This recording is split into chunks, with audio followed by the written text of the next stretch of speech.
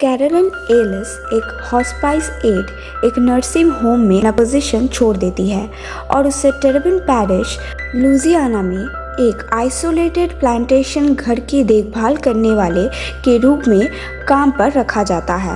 घर की बूढ़ी महिला वायलेट डेवरॉक्स को अपने पति बेंजामिन की देखभाल करने में मदद की ज़रूरत है, जो एक स्पष्ट स्ट्रोक के कारण लगभग पैरालाइज्ड हो गया था, और फैमिली के एस्टेट लॉयर ल्यूक मार्शल के रिक्वेस्ट पर कैरोलिन ने ये पोजीशन एक्सेप्ट कर लिया। एक तूफान के दौरान बेन अपने कमरे से भागने की कोशिश करने के बाद कैरोलिन घर के एटिक की जांच करती है, जहां वायलेट ने कहा कि बेन को स्ट्रोक हुआ था।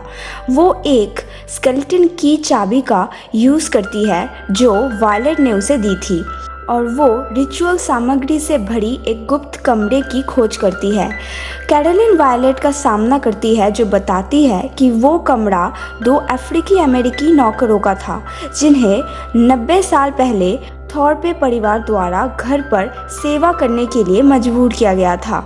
नौकर मामा सेसिल और पापा जस्टिफाई प्रसिद्ध हुडू चिकित्सक थे, जिन्हें थॉर्पे के 2 बच्चों के साथ एक रिचुअल करने के बाद मार डाला गया था, जिनसे बाद में वायलेट और बेन ने घर खरीदा था।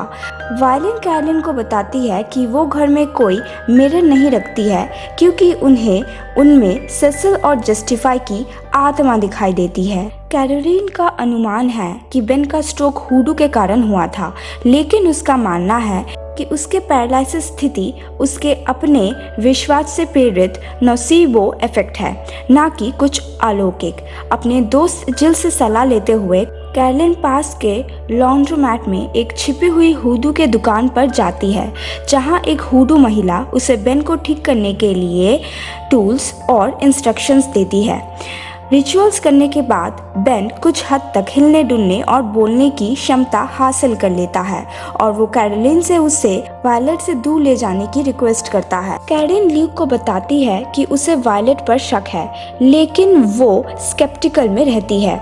वो एक गैस स्टेशन के पास जाती है, जिसे कैरोलिन ने पहले देखा था कि ब्रिक डस्ट से लाइन लगी हुई थी, जिसके बारे में उसे बताया गया था कि ये हुडू बचाव है। माना जाता है कोई भी व्यक्ति जो किसी को नुकसान पहुंचाना चाहता है, ब्रिक डस्ट के लाइन को पार नहीं कर सकता। वो मालिकों में से एक अंधी महिला से बलिदान के जादू के बारे में पूछती है, जो उसे बताती है कि एक जादू है जिसमें जादूगर पीड़ित से जीवन के शेष वर्षों को चुरा लेता है। हुडू के ऑथेंटिसिटी के बारे में तेज़ी से कन्विंस्ड होकर कैरोलिन को डर है कि वायलेट जल्द ही बेन पर जादू कर देगा।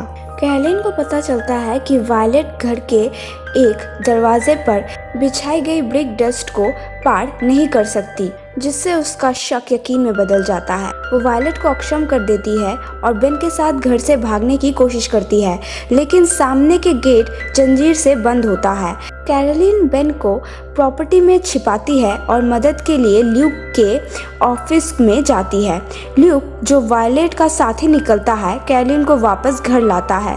कैरोलिन भाग निकलती है और वायलेट से झगड़ा करती है और उसे हिंसक रूप से सीढ़ियों से नीचे ढकेल देती है, जिससे उसकी पैर टूट जाती है। और ब्रिक डस्ट को स्ट्रेटेजिकली यूज के साथ कैरोलिन एंटिक में भाग जाती है और मदद के लिए 911 और जिल को कॉल करती है, और वो जो मानती है वो एक प्रोटेक्टिव स्पेल डालती है। वायलेट उसे पकड़ लेती है और ल्यूक कॉन्जूर ऑफ सैक्रिफाइस के रिकॉर्ड को बजाने लगता है, जिसमें वायलेट ने कैरोलिन की ओर एक पूरा लंबा मिरर ढकेला, जिसमें मेन मालिक की बेटी, फिर वायलेट और अंत में मामा सिसिल की पिक्चर दिखाई दी। जब मिरर कैरोलिन से टकराता है तो उसकी आत्मा वायलेट के साथ शरीर बदल लेती है। वायलेट, जो वास्तव में मामा सेसिल है, जो जादू के माध्यम से वायलेट के शरीर में रहती थी, कैरोलिन के शरीर में पोजेस्ट कर लेती है, और कैरोलिन, जो अब वायलेट के शरीर में है, उसे एक पोशन खिलाती है, जो बेन की तरह स्ट्रोक जैसी पैरालिसिस स्टेट उत्पन्न करती है। ल्यूक, जो वास्तव में पापा जस्टिफाई है, ऊपर आता है और बताता है कि मामा सिसिल और पापा जस्टिफाई उनके कथित मृत्यु के बाद से नए लोगों पर बलिदान का जादू कर रहे हैं और उन्होंने लिंचिंग से ठीक पहले 2 थॉर्पे बच्चों के साथ सोल स्वैप कर लिया था, क्योंकि हुडू केवल उन लोगों पर किया जा सकता है जो इस पर यकीन करते हैं। इसीलिए सेसिल और जस्टिफाई को कैरोलिन के अपने जांच के माध्यम से यकीन करने का इंतजार करना पड़ा। अगली सुबह इमरजेंसी सर्विस पहुंचती है और कैरोलिन और बेन को उनके पैरालाइसिस स्टेट शरीर में फंसा कर ले जाती है। जब जिल वहां पहुंचती है तो ल्यूक उसे बताता है कि डेवरॉक्स ने अपनी संपत्ति कैरोलिन को दे दी है, जिसका ये सुनिश्चित किया जाता है कि सिसिल और जस्टिफाई उस घर में बने रहेंगे।